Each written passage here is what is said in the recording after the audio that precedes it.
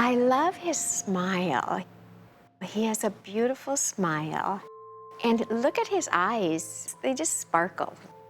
My name is Sharon Krausnick, and I'm Jim's wife. I've been his wife for 23 years.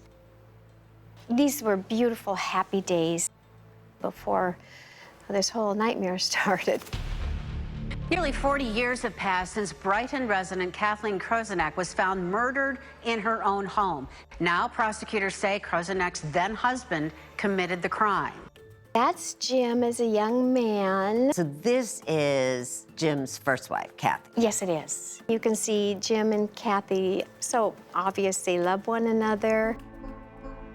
It was one of the most horrific crimes that we've seen in Rochester. She looked like she was just lying there on her right side sleeping. It does not appear that she ever saw this coming, that she ever woke up.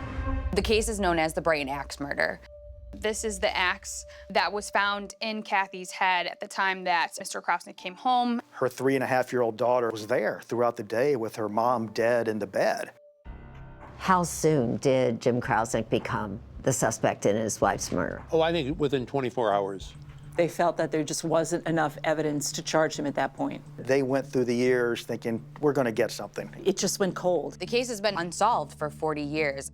I think that people, they just want to know what happened.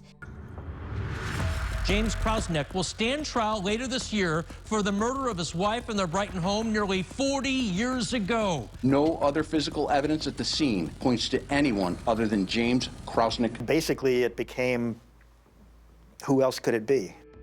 They were so focused on Jim. If Jim Krausnick did not kill his wife, who did? Larrabee. Early on, police learned about this fella who was living not far from the crime scene.